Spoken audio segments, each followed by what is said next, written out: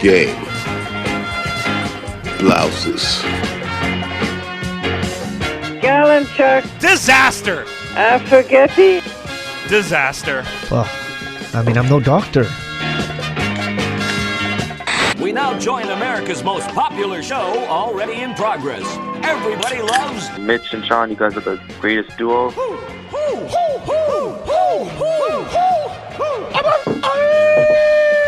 Fantastic.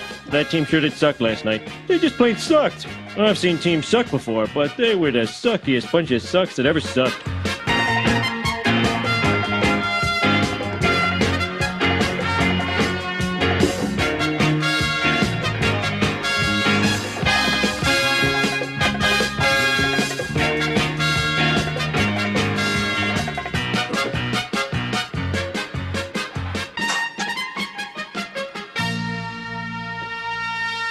And welcome to another edition of the Post Game Pints podcast.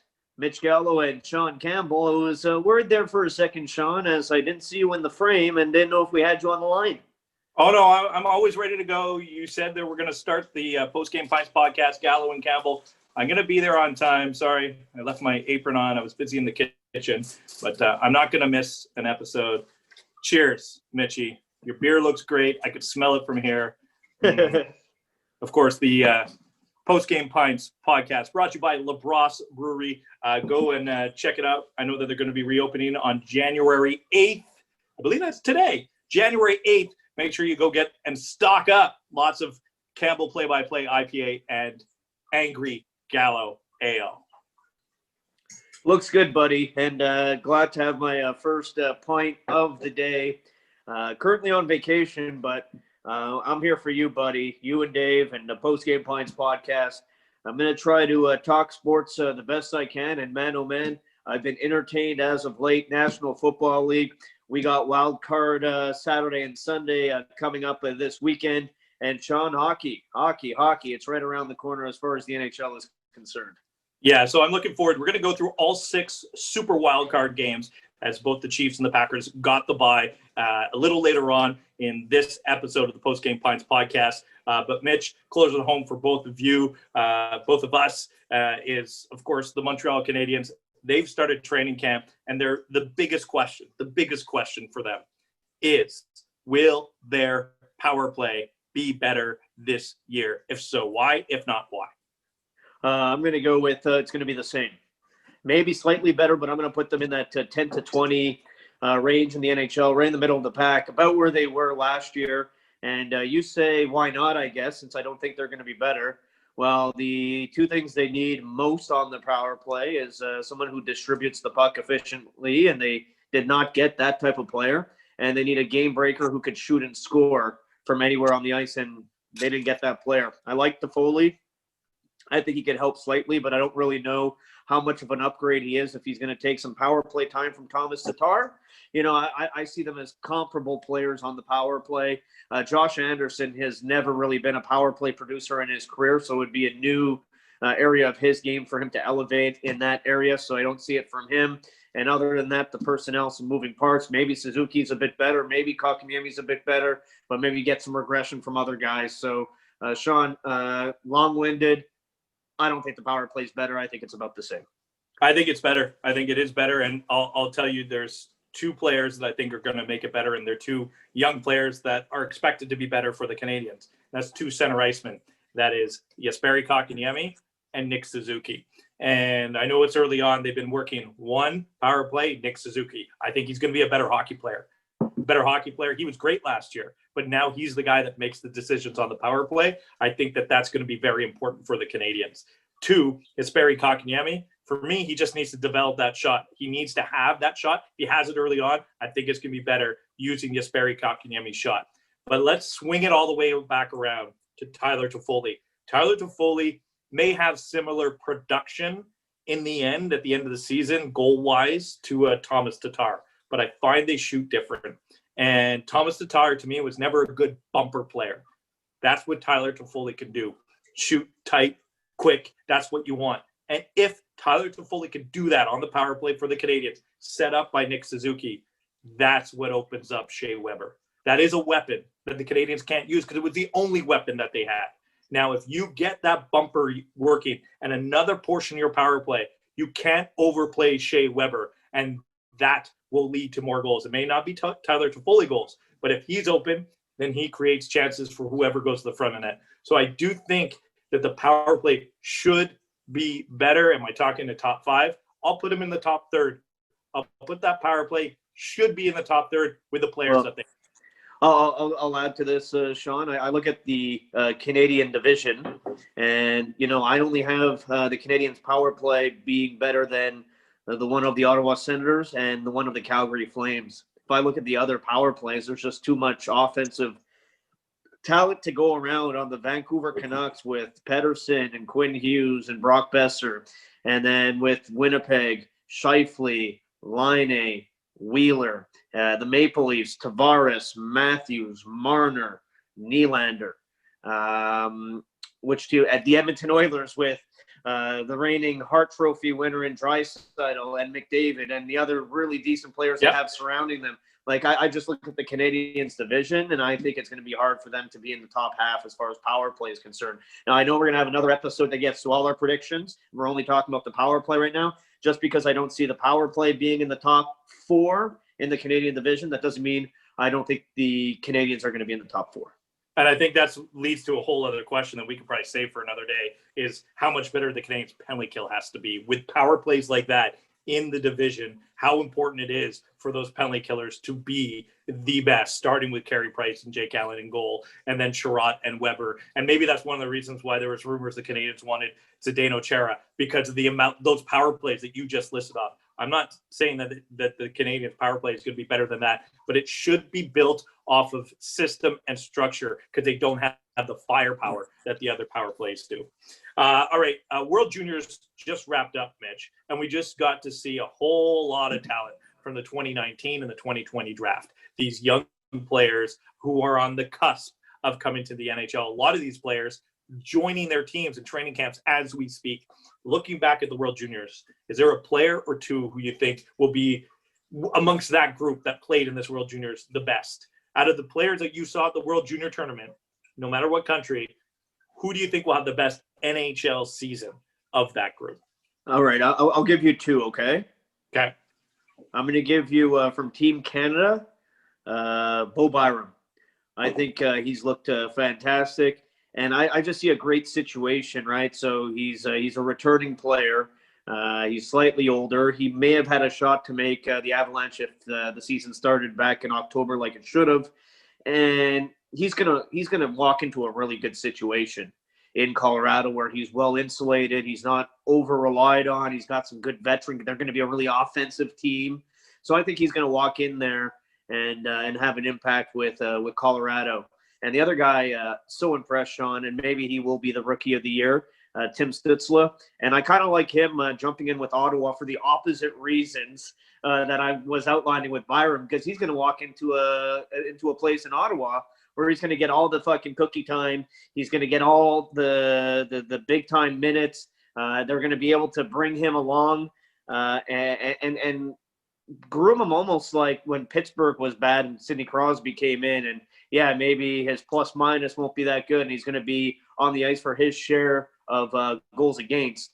But I really think you look at the point totals by the end of the year, he looks like a man.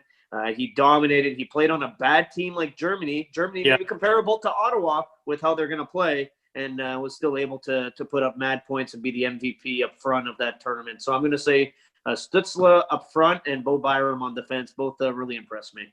Yeah, look, my answer that I want to give you is he only played one pre-tournament game, and that's Kirby Dach, and that kind of goes with what's happened to Jonathan Toews, and I think that'll create some momentum for Kirby Dach. I think that he's going to be an incredible player for Chicago. I really like him, and it's unfortunate that happened to Canada. I really can't argue your Bowen Byram with Colorado. I think that's perfect. You watch him play, it reminded me a whole lot of just a guy that's in the NHL that should not be playing in this tournament, just the way that he played. And Tim Stützle, he's going to get those opportunities. He was my favorite player to watch when we were getting ready. Mitch, you and I were doing a draft show, getting ready for the NHL draft. And he was the guy that I kept going back to his YouTube videos. I didn't know much about him. I saw his name on the draft list. I was like, I want to watch another one. I want to watch another one. I want to watch another one. And I know that Quinton Byfield went before him. Quinton Byfield's on a stacked Canadian team. You put Quinton Byfield on Germany, he probably gets that opportunity. You know, it's the same thing with Byfield and the LA Kings. I think it's going to be the same thing with Zegras, who was the best player in the tournament in Anaheim. He might get the opportunity, but he's not going to get the Stützle on ice opportunity this year. So I think Stützle is the guy because of opportunity more than anything else. Another player that I'm curious. I watched Finland, Anton Lundell. This guy's drafted a couple of years ago with the Florida Panthers. I don't know where he fits, but just make me say that name, Anton Lundell. I think he might make he might not be Stützle, but he might be playing a lot more than people think. And the thing about Lundell, you have a situation I think where he could walk in and really be mentored by Sasha Barkov, as they're both Finnish players, And I'll give you a few more that I really like that I think could jump in right away. Two more from the Americans, because you already mentioned Zegras. He was obvious. He was really, really good. But impressed by Kaliev. He seems to be that guy who could shoot from any loading spot and really find the back of the net. So I'm interested with him and Turcotte, actually, both on the same team. And then on team, I'll go back to Team Canada. And I know he was a bit banged up, and we'll see how that factors in. But I think Alex Newhook is really close to being a significant player in the NHL. And again, another Colorado player, right? So that's a tougher one for me. Newhook's a tougher one for me, just because of the other forwards that they have on their team. And it's maybe easier to ease him into a lineup or let him get his games. These guys still need games at this age. So if they're not going to be in your 9 or your 12, is it really worthwhile? And for Colorado, who has Stanley Cup aspirations, not saying that Newhook can't be part of that group. I think that because of who else they have on the team, he gets pushed down the ladder. And then if he's going to be used marginally, then you might as well have him play in the AHL. So Newhook, I'm not sure. I know that Jamie Drysdale is a guy that I really like. That pairing with Canada was outstanding, and he can maybe make that jump. But there's a couple, and Broberg too, by the way, on Sweden. Philip Broberg, I liked him. Yeah, I liked Lucas Raymond on Sweden, by the way. Yeah, but we saw the Swedes a little bit less because they got knocked out so early. Yeah, watching them in the round robin. And I know that they lost that game to Russia in overtime. I was looking, I was like, this team could win it. And then it ended up being the Americans. And at that time, I thought Sweden was 10 times better than the Americans. And then the Americans played an incredible game in the gold medal game against Canada. And they just winded them all the way down to the ground. No doubt. All right. Let's get into our NFL, Mitch. We're heading into Super Wild Card weekend. There are 6 games. And if we want to do predictions, look, you and I, we know everything there is to know about football. We were 1-2 in our fantasy football. 1-2. That's right, 2. I still want to see that T-shirt, and I still needed my beer delivered to me. By the way, just so you know, you lost that bet. So why don't we go through the wild card weekend? You want to start with the NFC or the AFC?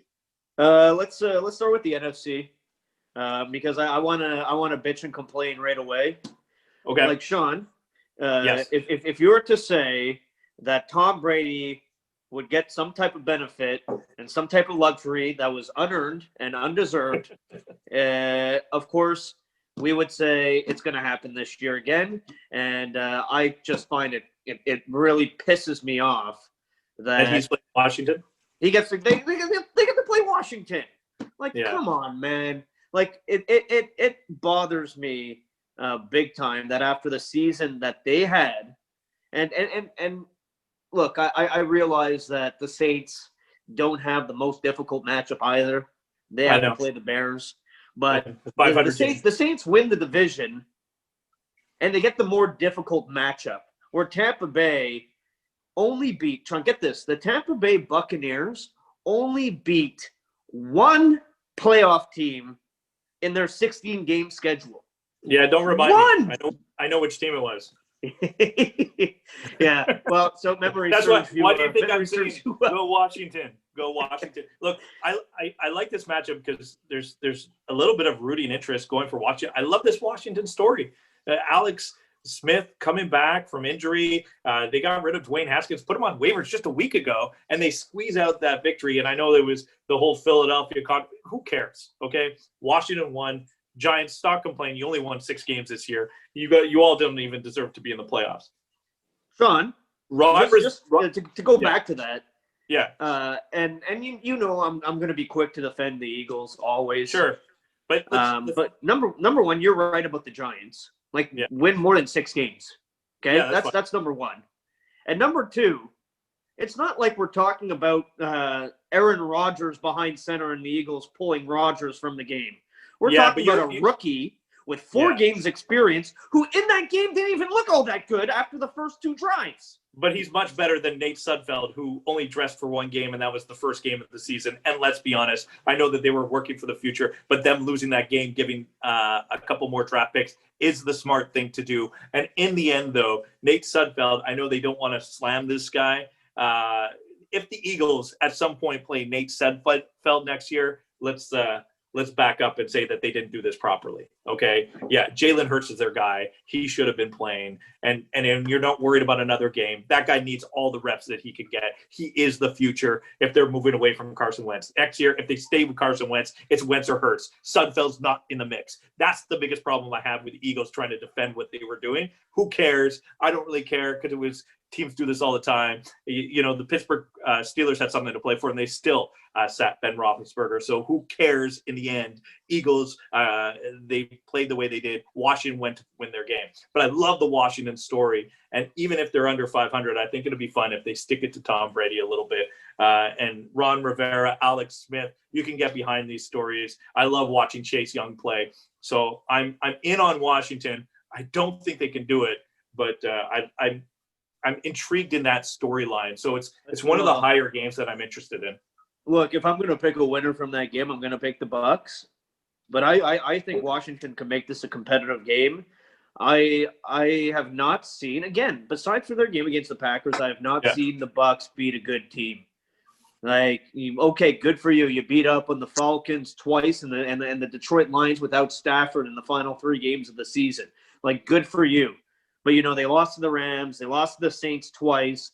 I think Tampa Bay is a little bit overrated. So we'll see. I think it's going to be a close game with Washington. The game I'm most looking forward to on the schedule is in the NFC? Ravens and Titans. Okay, before we get to the NFC, let's wrap up the NFC. Okay. Rams Seahawks, we've already seen it multiple times this season. Yeah, because by the way, I'm all in on all the AFC games. The NFC games don't even interest me, so that's why. So go Seahawks and Rams. Seahawks and Rams. Where are we at with Jared Goff right now? Can Jalen Ramsey, the best corner in football, completely lock down DK Metcalf again like he did during their first meeting in the season? Sean, I think the biggest thing in this game, Seahawks and Rams, is can the Seahawks come out in the first half of the game? That to me is the most concerning thing about the Seahawks is they've had extraordinary second halves, which is fine. But they've come out so slow and lackluster in the first halves of their games. Do they dig themselves a hole early against the Rams? Do the Rams and their defense get some momentum? How much pressure and heat are we going to see on Russell Wilson? But in this game, I like the Seahawks going in here. I'm going to go with the favorite. And then the other NFC game, I think the Saints are going to make fools of the Bears. So give me the Saints in a blowout game. Not that much intrigue in that one for me. Yeah, no, it's on the bottom of the barrel. The only thing I'm rooting for is for the Bears to lose because I'm a Packers fan. And I know that the Saints are one of the top teams in the NFC, but I still want to see them move on. Just back to the Rams and the Seahawks on the NFC there, Mitch. What happened to your boy Russell Wilson in the second half? In the first half of the season, he was an MVP candidate. Here's the example. They had over 30 points in 7 of their first 8 games. They only hit 30 points in 1 of their final 8 games in the second half of the season. Their defense is still solid. I like that they got better. They had problems in the first, but their defense got better, so they started winning games. And I always thought their defense was good. I was curious why they were giving up so many points early on. I think the Seahawks are a better team. I really do.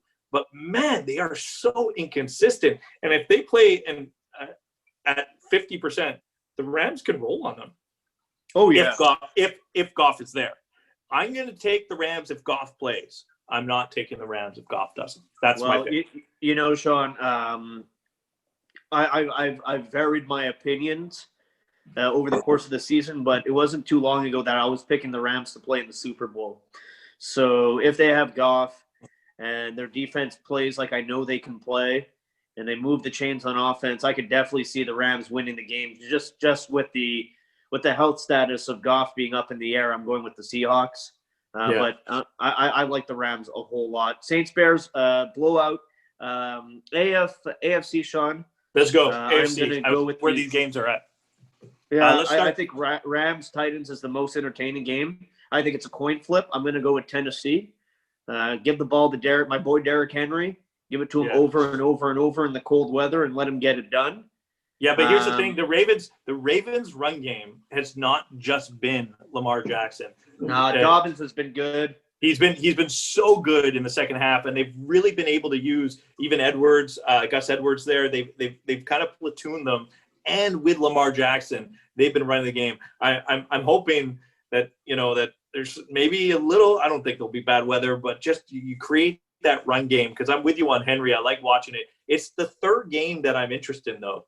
For me, it's the Browns and Steelers. I just love the rivalry. There's such what's going on with Cleveland. Their head coach won't be there now. Baker Mayfield, you never know what you're going to get. And he's got such bravado, but he seems like a nice guy. They finally turn around. The Browns are in the playoffs, but it's Ben Roethlisberger and the Steelers. And the Steelers were undefeated for 11 games, and now they look kind of 4 out of 5, four losses of the last 5, but that one win was so impressive with the comeback. I don't know what to expect from this game. I'm so excited that it's the last game on Sunday night. I think it's going to be the best one. Yeah, I'm looking forward to that one. You mentioned it, the rivalry between these two teams, outstanding. I'm happy that the Browns are back in the playoffs. That's a great fan base, and they deserve to be there. Sean, I don't like the way the Steelers were trending to finish the season, after that really great start. No one did. So I'm going to go with the Browns. I'm going to go with the Browns. I'm going to take the Steelers. I'm going to take the Steelers in that one. I just think that they're just a little bit more playoff ready. It's Ben Roethlisberger. When the chips are down, I think that they're going to come back to the Steelers that could win a very, very tight game. I just, I think what's going to be the difference here is the run game for both teams. I don't think Pittsburgh has a good enough run game to win in the playoffs. And we know when the weather dips. And then you have on the other side the two-headed monsters, Chubb and Hunt. So I think that could be the difference in that game. Now, the other one we didn't mention in the AFC is Colts and Bills. Yeah, should be a fun one. I think that'll be fun. Yeah, I think people are sleeping on the Colts a little bit. I think Buffalo is clearly the better team, but I think it's going to be a competitive matchup. I do look forward to seeing Buffalo win. I think they should win this game. And then eventually us getting a matchup, Sean, I would love to see Bills-Ravens, Bills-Titans, Bills-Browns, Bills in the AFC Championship game against Kansas City. Yeah. I want to see the Bills-Kansas City, face off in the end. So I'm going to take the Bills in this, but I'm with you. I'm not going to pass on Phillip Rivers and what he's done with the Colts. I think that team's a lot better than people think. They're still incomplete. They're kind of like that mediocre team that makes the playoffs. And you're like, if they go on a run, they can win 4 games. Yeah, but they gotta get some luck along the way. And I think the Bills are clicking. They've won 6 in a row to finish the season. Phillip Rivers has also never played his best football in the playoffs. Yeah, but maybe he's, just excited to be part of the Colts. Yeah, maybe he's due. Perfect fit, by the way, for the Colts, kind of losing Andrew Luck and then jumping in on the Phillip Rivers, at least for a year or two. We'll see what next year their quarterback is going to be Carson Wentz. Yeah, I think the Bears are going to take him. Oh, God. I like to say that. I know Trubisky was good down the stretch. Don't worry about it. I just like to say that. I just like to piss off Bears fans. I just always think that Wentz is like the perfect Bears quarterback because I hate the Bears, and I've been hating on Wentz forever. So, yeah. Everybody still thought he was good. I mean, even when he was good, I didn't think he was good. Now he's just rich. Yeah, I can't help but wonder what could have been if he didn't go down with injury when he Oh, had for won sure. 11 games during the Super Bowl year. And you know what, Sean? Maybe they don't win the Super Bowl if he doesn't get hurt. Maybe. Who But he was knows? really good that year before he went down. He was in the MVP talk. Yeah. Look, I love talking football, and I love that we're diving into this, but we got to continue going. Do you have a pop quiz before we name that podcast? Here Yeah, on Post-Game Sean. Let's By the see way- here. I could go one of two ways for your pop quiz. Okay. Here, maybe you could even use this on your pop quiz top 10 on TSN. Okay. All right, Sean, I would like you, and I'm going to put a 2-minute time limit on you. Sure. I got to All go. right, because I think there's a lot of easy, obvious answers here. That's the point about these top 10. But they're not all easy, obvious answers. Okay. There might be some that sneak in under the radar. Let my brain work. Let's go. Now, Tick, tick, remember tick, tick, tick. last week I Dave, asked you're going you to put a about. clock down here? We'll put a clock, Dave? Remember last week I asked you about a specific division in the NHL? Yeah. The West. Yes, I'm going to do that again. West. Okay. West. Yeah, West Division. But, I'm going to do it but again. now I got to remember what the divisions are, like the Discover, Mass Mutual, Honda, the Honda division, and the. No, I don't remember. Scotia. I'm going to go with the original title of the division. Okay. All right. So I'm going to ask you, Sean, for the top 10 point getters in the NHL's Eastern Division, Eastern Division. Okay. which That's the many consider to be the division of death. Yeah, the Mass Mutual division, top 10, and this is career. Career points on teams in the Eastern Division. Career points on teams in the Eastern Division. So Crosby, Malkin, Ovechkin are all there. 1, 2, 3, Okay, so that's the easy part. Backstrom's got to be there. 5. Okay. So that's I just kind of went to 2 teams, and that's with those teams, or they're on those teams right now. They're on those teams right now. Okay, so they're on those teams right now. Where's Bergeron in the top 10? Bergeron is 6. Okay, so I've got 1, 2, 3, 5, 6. Yes. Marchand is probably on the outside looking in. He's but he on the might be- outside. Okay, I'm just talking out loud right now. That's all. So then we get into some other teams. So when I go to, I got to find an older guy on the Rangers or the Islanders, right? Because Panarin hasn't been around too long. Now, Sean, do you want yeah. help? Where's my timer at? Do you want help? Let's see. Am I saying teams that aren't in the right division? No, that's not the help I was going to give you. But you're saying teams that don't possess the player that you're looking for. Voracek and Giroux. 7, 8. Okay, so I just got to make sure that I got the right teams. So you're missing 4, 9, and 10. 4, 9, and 10. Because that was the And, first time I thought of Philly. the Islanders and Rangers don't factor in here. No, I don't think so. Because I was just saying I need to look at older guys. I didn't really think of anybody. Older guys on the Devils.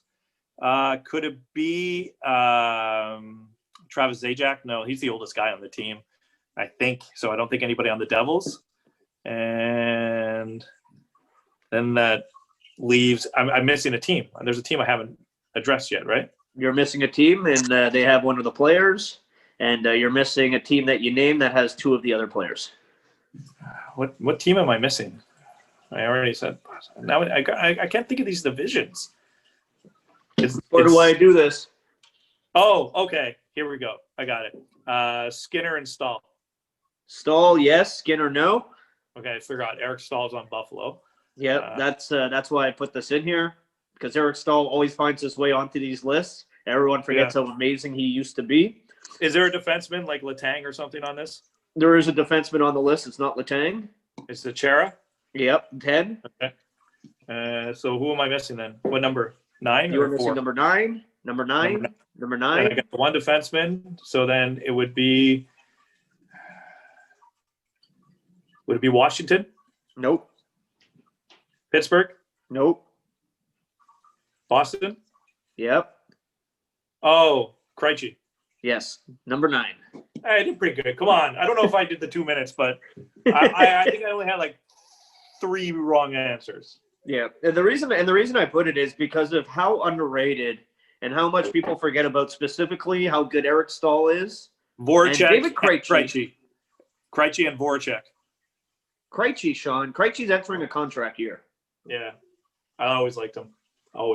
Good for Really me. good player. 10 for 10. Boom. What are we naming this podcast? 10 for 10.